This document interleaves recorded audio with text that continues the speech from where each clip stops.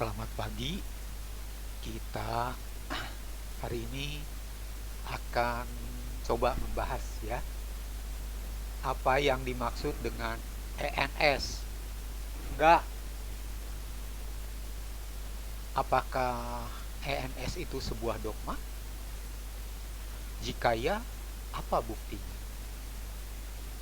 Kurang lebih itulah inti yang akan kita bicarakan ya, sebagai dukungan atas live kemarin dari seorang Romo yang sangat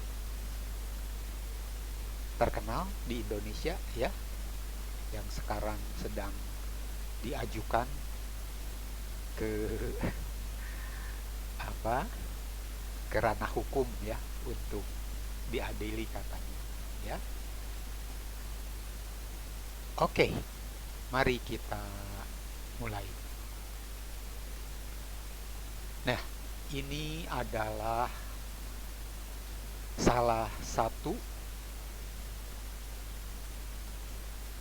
bukti bahwa di luar gereja tidak ada keselamatan, atau dalam bahasa Latinnya extra ecclesiam nulla salus. Ini dalam bahasa Inggris ya. Kalau Anda yang mengertinya silahkan dibaca, tapi karena kebanyakan yang mengikuti tentu live ini adalah teman-teman kita yang berbahasa Indonesia. Mari kita lihat terjemahannya ya. Ini dokumen aslinya ya, dalam bahasa Latin ya, dari dokumen resmi Konsili Florence, sesi penyatuan dengan gereja Koptik, yang dinyatakan pada 4 Februari 1442. Ini ada baiknya juga tidak saya bacakan ya, tetapi nanti bagi para pembelajar silahkan mengutip ya, terus memeriksa apakah yang disampaikan di sini benar atau keliru ya. Jadi ini yang saya sampaikan. Kita lihat sekarang ya, yang bahasa Indonesia. Jadi dikatakan demikian ya, dari Bulla Cantate Domino ya, dari konsili Florence di atas ya, mengatakan demikian. Gereja Roma yang kudus itu benar-benar mempercayai, meyakini, dan menyatakan bahwa mereka yang tidak hidup dalam gereja Katolik tidak hanya kafir, tapi juga penganut Yudaisme, penganut ajaran sesat, dan skismatik tidak bisa menjadi partisipan dalam kehidupan kekal, tapi akan pergi ke dalam api yang kekal yang telah sedia untuk iblis dan malaikat-malaikatnya. Bandingkan dengan Matius 25:41. Kecuali sebelum akhir hidupnya mereka ditambahkan kekumpulan domba dan kekesatuan dari tubuh gereja begitu kuatnya sehingga hanya kepada mereka yang berada di dalam kesatuan tersebut sakramen gereja berdaya untuk keselamatan. Dan hanya di dalam gerejalah puasa, kemurahan, dan fungsi kebaikan Kristen lain bisa memberikan ganjaran atau imbalan, dan bahwa tidak seorang pun, apapun kemurahan yang dia lakukan, bahkan bila dia telah menumpahkan darah untuk nama Kristus, bisa diselamatkan, kecuali dia berada di dalam pelukan dan kesatuan dari gereja Katolik. Demikian Bulla Cantate Domino ya. Nah, Kalau kita melihat dan menyaksikan pernyataan extra ecclesiam nulla salus tadi, kelihatannya keras, dan banyak di antara kita tentu ada yang dibilang konservatif, ada yang moderat, ada yang lebih menekankan Konsili Vatikan II. Itu biasanya agak sedikit berbeda pendapat, ya. Tetapi itu, perbedaan itu salah, ya, karena kita harus kembali kepada apa yang diajarkan gereja, itu yang benar, ya. Jadi maksudnya salah, bukannya yang pro dan kontra tadi itu salah dalam pengertian mereka di luar gereja atau bukan. Dalam artian, mari kita melihat apa yang sebenarnya diajarkan oleh gereja, dan kita, ya, seperti yang diingatkan sama Romo kemarin, itu harus mengertinya dalam pengertian gereja yang telah menyatakan dogma itu, ya. Jadi di sini jawabnya, apakah ENS merupakan sebuah dogma Katolik? Jawabnya ya.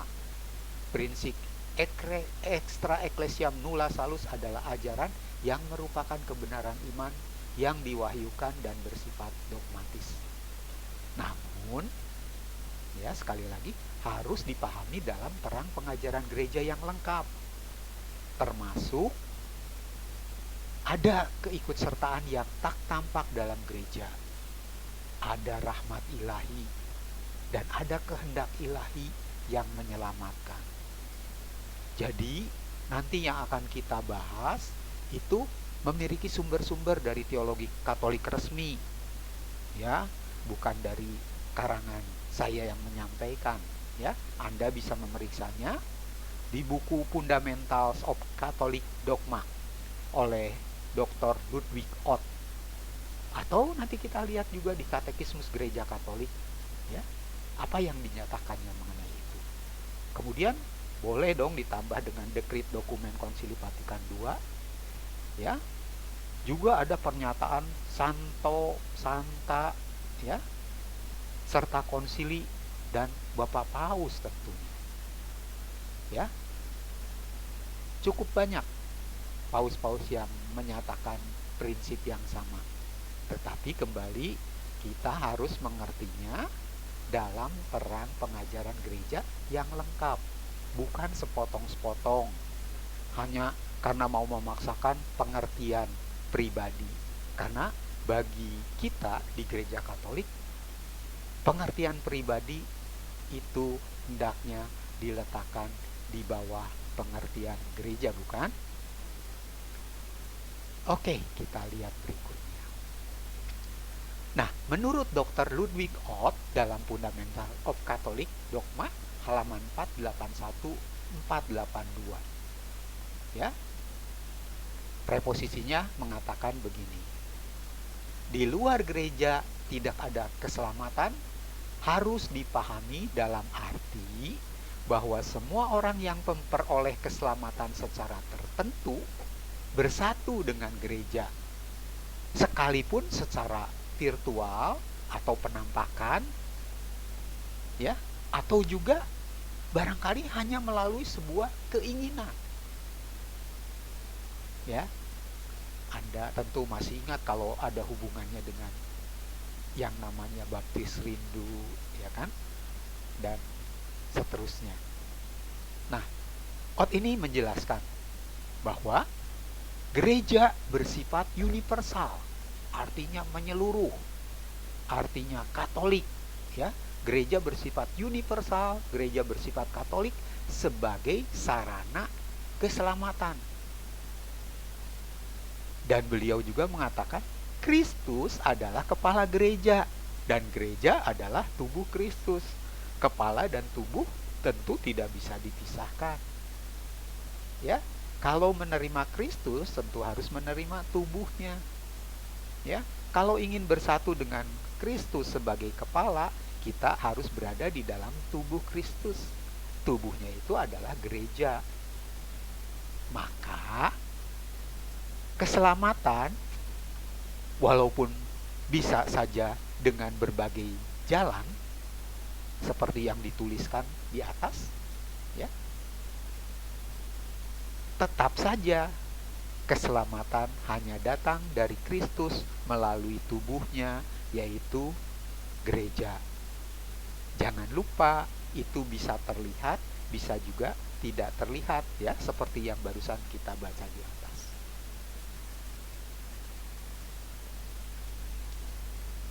Kot juga menekankan, ya, ini tidak berarti bahwa hanya mereka yang secara resmi menjadi anggota gereja yang diselamatkan.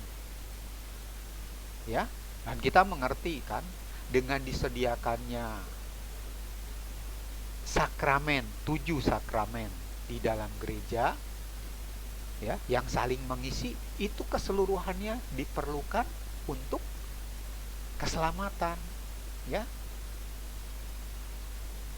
Karena kita pun tahu apabila seseorang meninggal, wafat dalam keadaan tak berahmat alias berdosa berat, dia pun akan tetap masuk ke dalam api neraka. Ya, walaupun dia Katolik. Ya. Seorang Katolik kadang-kadang mungkin tidak menggunakan sarana rekonsiliasi, ya, sakramen pengampunan dosa yang disediakan gereja, sehingga barangkali meninggal tanpa pernah menjalankan sakramen ini. Tapi ada sakramen lain, ya, yang terkadang menyelamatkan seseorang menjelang ajalnya, ya. Seorang romo datang memberikan perminyakan, memberikan pengampunan. Berbahagialah orang tua kita, saudara-saudara kita, teman-teman kita yang sebelum kematiannya sempat diberikan oleh romo minyak urapan, ya. Apalagi kalau sempat juga melakukan sakramen pengakuan dosa. Ya. Jadi saya ulangi lagi, penekanan out ini tidak berarti bahwa hanya mereka yang secara resmi menjadi anggota gereja yang diselamatkan. Artinya orang Katolik sendiri, ya, belum tentu diselamatkan. Tergantung sesaat sebelum wafat apakah dia sudah mengakui dan diampuni, ya, melainkan bahwa semua keselamatan datang melalui gereja. Datang melalui gereja. Kenapa demikian? Karena gereja adalah tubuh mistik Kristus dan Yesus adalah kepalanya. Kepala dan tubuh tidak mungkin terpisah, karena itu satu kehidupan. Ya. Di bawahnya itu sebuah analisa apa kata formally members dalam bahasa Inggris, ya kan? Comes through the church, ya, datang melalui gereja, itu yang ditulis dalam bahasa Inggris, ya. Cuma kita melihatkan aja, ya, penekanan dalam isi seperti itu. Jadi dikontraskan dalam pernyataan Ott bahwa hanya anggota dengan semua melalui, ya, ini adalah penekanan. Jadi anggota gereja tentu memiliki keunggulan, tetapi dia juga harus memanfaatkan sakramen-sakramen yang disediakan oleh gereja. Dan keselamatan itu adalah juga sesuatu yang bisa tak terlihat, ya, bisa dengan desire, keinginan, ya kan, yang begitu kuat. Itu adalah hanya diketahui oleh Allah sendiri. Ya. Terus kita harus juga melihat bahwa makna teologis dari pernyataan mengenai dogma tadi itu adalah peran gereja dalam rencana keselamatan. Nah, kalimat-kalimat di atas itu mencerminkan pandangan gereja Katolik. Ya, sebagai produk dari Konsili Vatikan II, Anda bisa lihat Lumen Gentium 1416. Ya. Dan juga dalam gereja Ortodoks tentang hubungan antara gereja dan keselamatan. Begitu, ya. Oke. Kalau ENS itu masuk dalam kriteria dogma, seperti apa ya kriterianya itu, ya. Jadi Dr.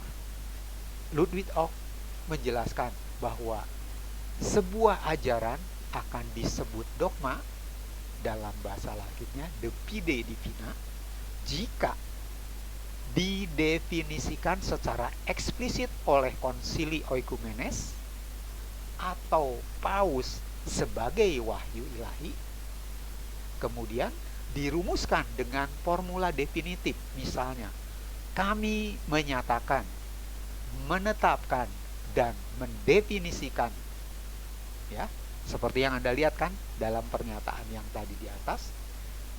Kemudian yang ketiga, dikaitkan langsung dengan iman atau moral yang diwahyukan. Anda bisa mengeceknya dari sumbernya, Ludwig Ock, Fundamentals of Catholic Dogma, tahun 1952, halaman 4-9. Jadi Anda bisa memeriksanya, ya. Kemudian, ya, ada sumber-sumber lain, ya, yang pada prinsipnya juga menyebutkan seperti itu, ya, yaitu Konsili Lyon II 1274, Firmiter Credimus, yang menyatakan kami dengan tegas percaya, mengakui, dan mengaku bahwa tiap manusia yang keluar dari kehidupan di luar persekutuan dengan gereja ini tidak akan memasuki kerajaan surga, tetapi akan masuk ke dalam api yang kekal. Ini adalah pernyataan dogmatis pertama, ya, yang jelas tentang extra ecclesiam nulla salus, bahkan sebelum konsili Florence tadi, ya. Tetapi kekuatan dogmanya lebih kuat yang tadi karena perkataannya kami menyatakan dan ini seterusnya lebih jelas, ya. Di sini hanya dengan tegas percaya, mengakui, ya, posisinya demikian.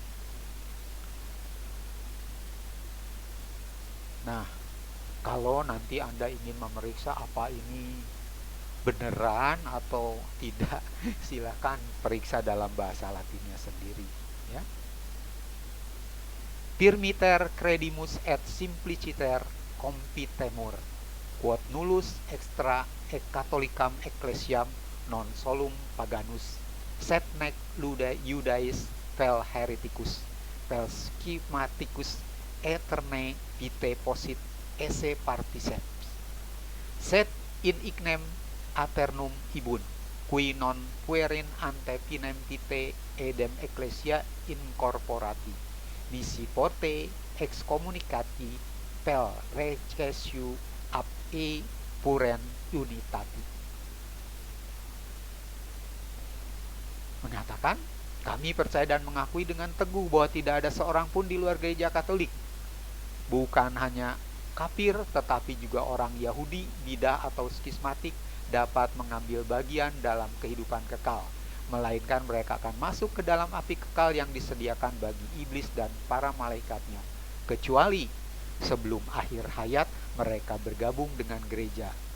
Namun mereka yang diekskomunikasi atau secara sukarela memisahkan diri dari kesatuan gereja dikecualikan. Anda mengerti, ya, gak usah saya jelaskan itu, ya. Oke.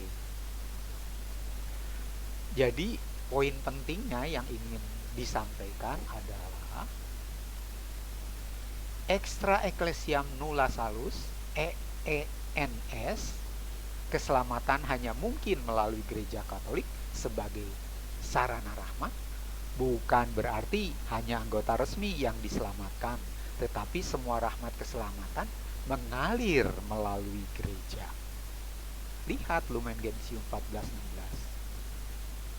Nah, ada juga pengecualian yang lain, yaitu yang disebut ketidaktahuan tanpa kesalahan, yang disebut invincible ignorance, ya. Belum dikupas secara eksplisit di sini, tapi lain waktu kalau ada kesempatan dan memang ada kebutuhan untuk mengerti, saya akan membagikannya kepada Anda sekalian. Tetapi dikembangkan di kemudian dalam Singulari Quadam, ya, Pius 9 dan Lumen Gentium Vatikan II. Oke. Jadi pernyataan di atas itu ditujukan untuk menanggapi skisma dengan gereja ortodok setelah perpecahan 1054, ya. Anda bisa menelitinya di sumber primer, yaitu dalam bahasa Latin Conciliarorum Oecumenicarum Decreta oleh Giuseppe Alberigo tahun 1973, halaman 326. Terjemahan dalam bahasa Inggrisnya, Decrees of the Ecumenical Councils Norman P. Tanner tahun 1990, volume 1, halaman 326. Ya, Anda bisa menelitinya. Nah, kalau kita singkat sebenarnya yang Konsili Floren itu, ya, dengan bahasa yang lebih bebas, dikatakan demikian dalam Cantate Domina, kesan dari yang tadi, ya. Mungkin kalau Anda baca dari Denzinger itu isinya demikian, ya. Itu lebih diringkas. Tapi kalau yang saya sampaikan tadi yang awal, ya, itu adalah dari Ludwig Ott, lebih lengkap, ya, dan juga diperiksa di isi konsilinya, ya. Jadi lebih lengkap pernyataannya. Tapi kalau lebih singkat bisa juga dikatakan demikian, ya. Menurut Denzinger, ya. Kami menetapkan secara pasti, secara tegas menyatakan dan mengakui bahwa satu-satunya gereja Katolik yang suci, Katolik dan apostolik. Di luar sana tidak ada keselamatan. Extra quam nullus alius salvatur. Ya. Jadi frasa ini dinyatakan secara dogmatis dengan rumusan yang mengikat iman. Ya. Jadi apa yang disampaikan oleh Romo yang kemarin itu tepat sekali, ya. Jadi kita ngomong seperti ini bukan ajaran kita pribadi, itu adalah dari gereja.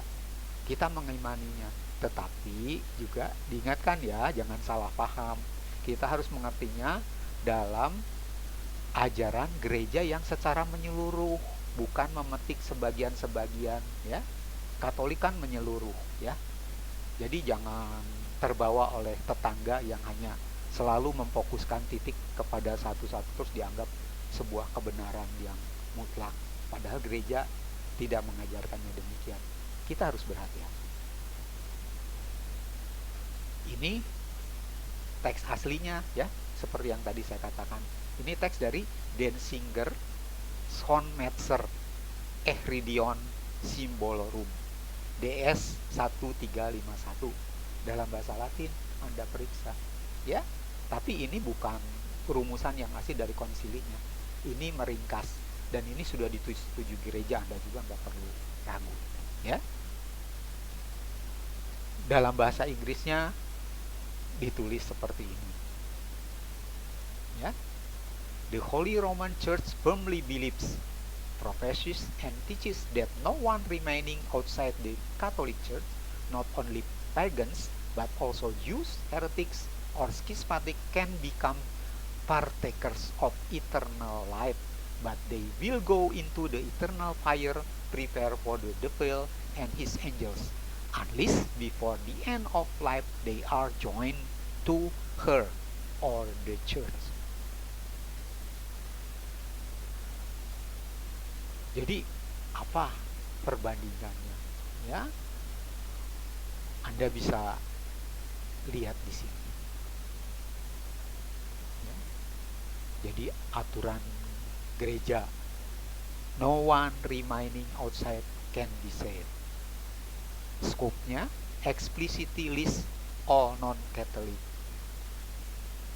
Condition, unless before death they are joined to her. Jadi pernyataannya ini sebenarnya secara singkat ingin menyatakan bahwa keselamatan berada dalam persekutuan dengan gereja yang didirikan oleh Yesus Kristus, di mana Yesus adalah kepalanya.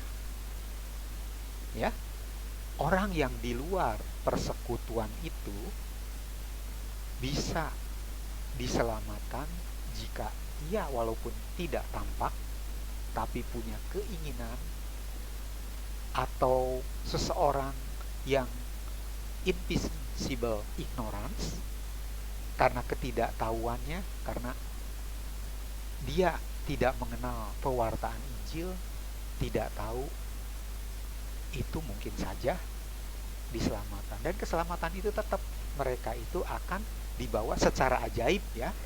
Yang kita tidak tahu itu hanya Allah yang tahu. Ya kan, bagaimana mereka dibawa bergabung, karena selamat itu harus bergabung dengan tubuh dan kepalanya, yaitu Yesus, ya kan. Nah, orang-orang yang di dalam gereja, ya, yang mungkin pernah tersesat, menganut bidah, tanpa sadar skismatik, ya kan, karena apa, melanggar apa ketentuan yang ditentukan oleh gereja. Namun sebelum meninggal, ya kan, mereka sempat bergabung kembali lewat sakramen yang disediakan oleh gereja, juga bisa diselamatkan. Itu poinnya, ya.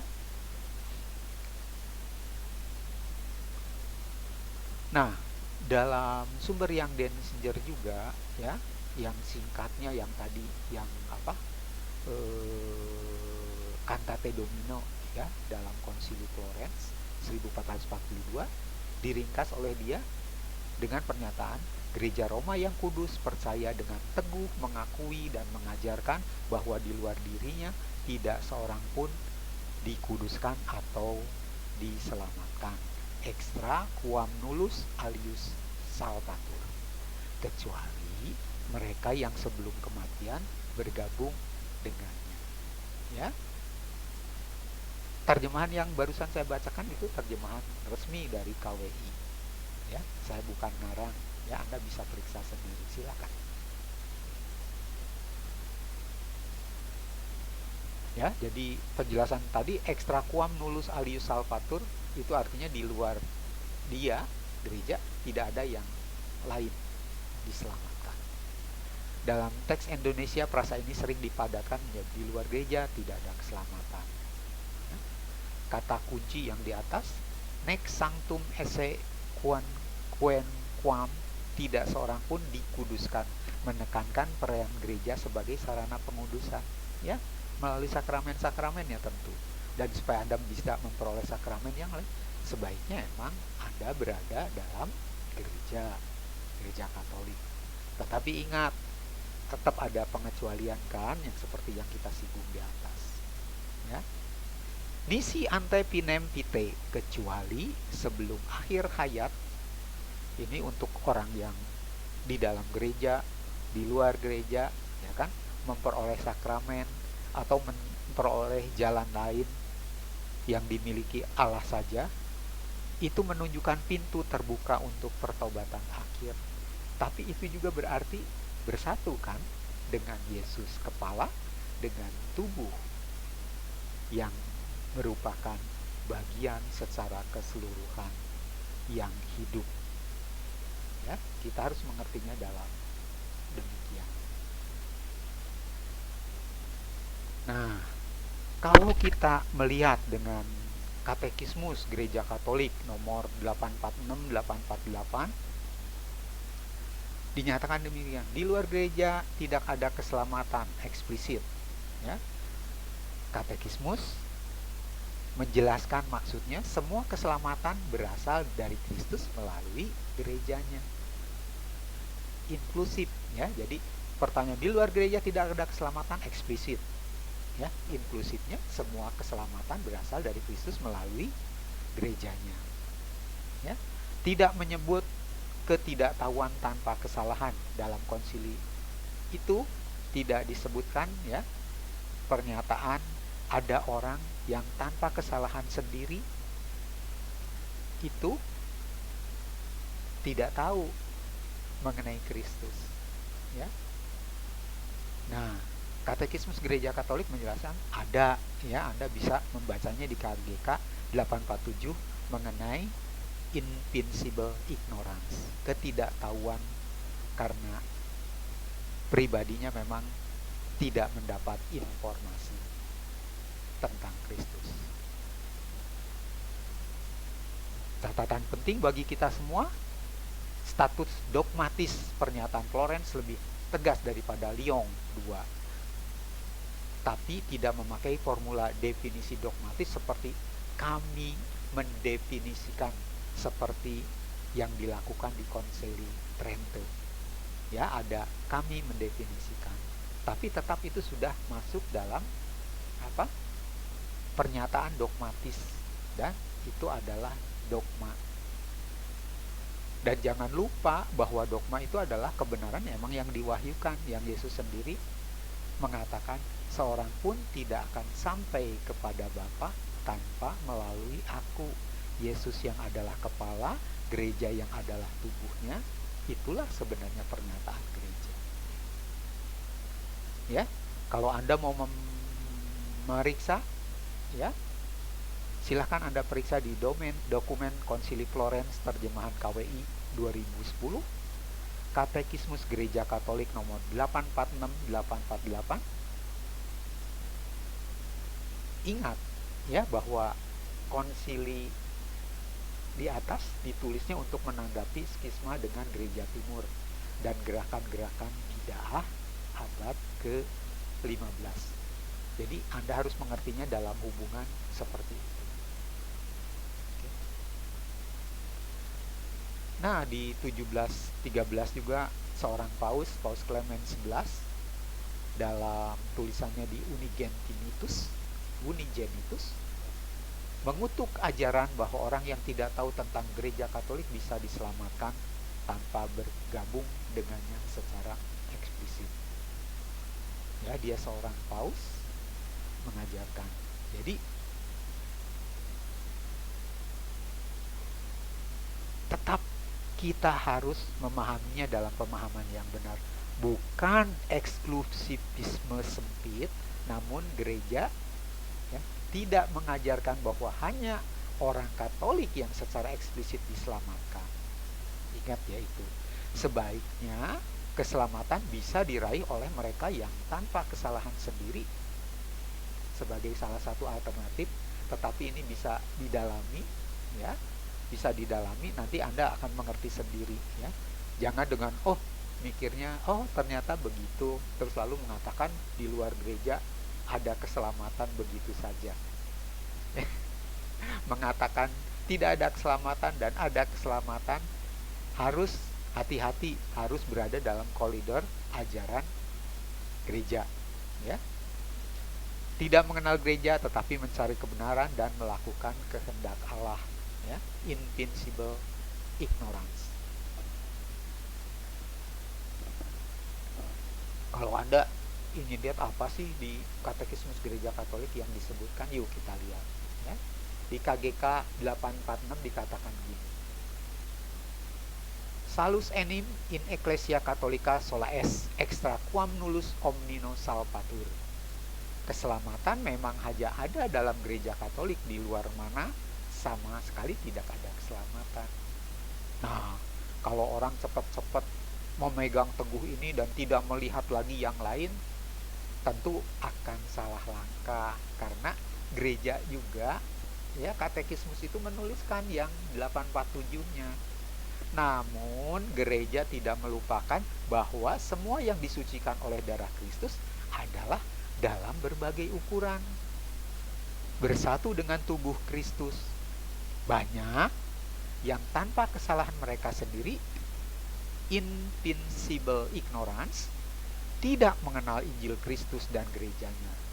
Tetapi jika mereka mencari Allah dengan hati yang jujur dan menjalankan kehendak-Nya, seperti yang mereka ketahui melalui suara hati mereka, mereka dapat memperoleh keselamatan kekal. Dapat bukan pasti ya teman-teman, tetapi dapat. Kemudian dijelaskan juga dalam KGK 4848. Bukan semua yang memanggil aku Tuhan akan masuk ke dalam kerajaan surga, tetapi dia yang melakukan kehendak Bapakku yang di surga. Itu dari Katekismus Gereja Katolik 846 sampai 848.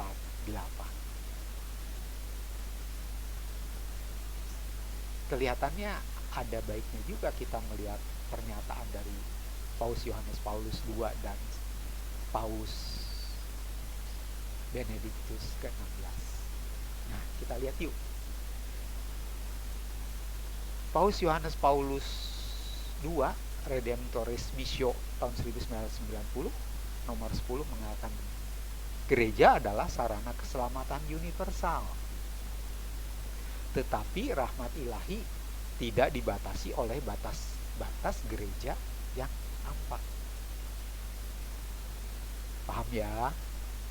Kemudian Paus Benediktus 16 dalam Dominus Yesus tahun 2000 nomor 20 menyatakan, tidak boleh dikatakan bahwa orang-orang yang tidak mengenal Kristus atau gerejanya dapat diselamatkan tanpa relasi dengan gereja. Tetapi relasi ini bisa bersifat tak nampak atau tak kelihatan, yaitu melalui rahmat ilahi dan keinginan tak sadar akan gereja, alias rindu bergabung dengan gereja yang istilah Latinnya potum ecclesiae. Demikian teman-teman, ya, mudah-mudahan menjadi pelengkap ya keterangan dari yang kemarin disampaikan oleh seorang Romo yang sangat terkenal dan keren ya. Nah, sekarang sebagai penutupnya, kita melihat dari penjelasan Ott sendiri ya mengenai dogma tadi. Jadi dia ingin mengingatkan kembali kita demikian. Gereja adalah satu-satunya sarana keselamatan yang lengkap. Karena gereja adalah tubuh Kristus. Ya. Dan Kristus adalah satu-satunya juru selamat. Maka tidak mungkin ada keselamatan di luar persekutuan dengan tubuhnya, yaitu gereja. Namun persekutuan dengan gereja tidak selalu bersifat formal atau eksplisit. Ada 3 bentuk keikutsertaan dalam gereja, yaitu keanggotaan formal, mereka yang dibaptis secara eksplisit dan mengakui iman Katolik. Ada keikutsertaan tidak langsung, mereka yang dibaptis dalam komunitas Kristen lain yang memiliki elemen-elemen kebenaran dan rahmat, misalnya gereja ortodoks, ya kan? Dan komunitas Kristen yang lain yang melakukan pembaptisannya dengan format yang sah. Ya. Sebenarnya tanpa sadar mereka kan sudah tergabung dalam yang namanya gereja itu. Ya. Indah sekali bukan? Jadi keikutsertaan melalui keinginan atau potum ecclesiae, mereka yang tanpa kesalahan sendiri tidak mengenal gereja tetapi mencari kebenaran dengan hati yang tulus dan menjalankan kehendak Allah menurut suara hati mereka. Mereka ini diselamatkan melalui gereja meskipun tidak secara formal di dalam gereja. Oleh karena itu, pernyataan di luar gereja tak ada keselamatan, hati-hati, harus dipahami dalam arti bahwa semua keselamatan berasal dari Kristus melalui tubuhnya, yaitu gereja. Tidak ada keselamatan yang datang dari luar gereja, tetapi semua rahmat mengalir dari sang kepala, yaitu Kristus, kepada tubuh, itu gereja, dan dari tubuh kepada anggota-anggotanya. Ini tidak berarti bahwa semua orang yang tidak secara eksplisit menjadi anggota gereja akan hilang, tetapi berarti bahwa semua yang diselamatkan melalui gereja, bahkan jika mereka tidak mengenalnya secara langsung. Demikian ya teman-teman, selamat merenungkan.